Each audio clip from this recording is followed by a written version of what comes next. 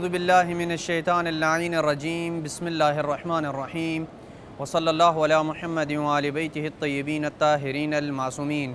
بارگاہ حضرت امیر المومنین صلوات اللہ وسلامہ علیہ سے احکام شریعت محمدی کو لے کر آپ کی خدمت میں حاضر ہوا ہوں۔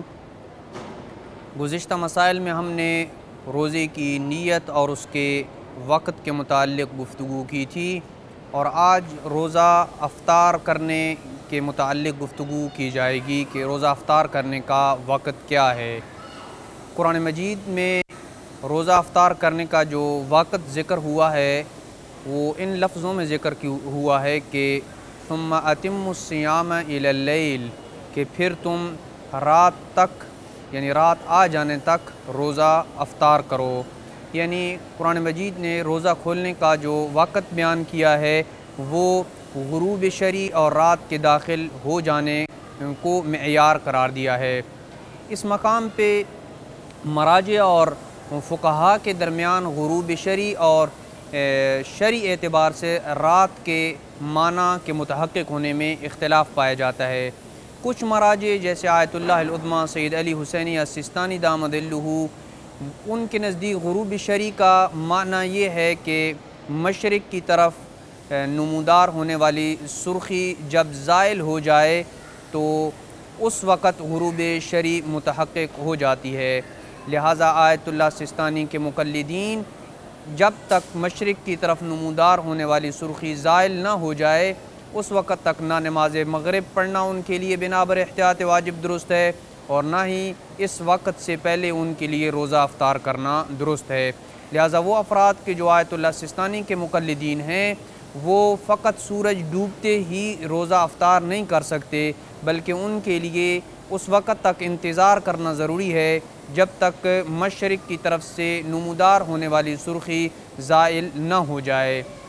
لیکن کچھ مراجع جیسے آیت اللہ سید محمد سعید حکیم کے نزدیک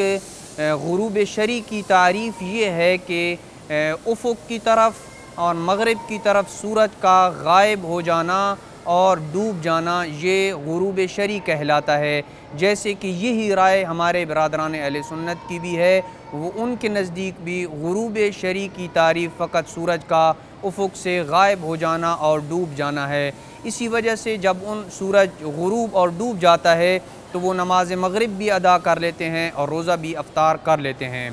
لہٰذا اس مختصر سی تمہید کے بعد یہ واضح ہو جاتا ہے کہ آیت اللہ سیستانی کے مقلدین کے لیے جب تک مشرق سے نمودار ہو جانے والی سرخی زائل نہ ہو جائے اس وقت تک روزہ افطار کرنا درست نہیں ہے، بنابر احتیاط واجب درست نہیں ہے۔ لیکن اگر آیت اللہ سیستانی کے مقلدین اس مسئلے میں برادران اہل سنت کے ساتھ جو ہے وہ روزہ افطار کرنا چاہتے ہیں، جیسے کہ کوئی افراد کسی کے گھر جو ہے وہ کھانے اور افطار کے اوپر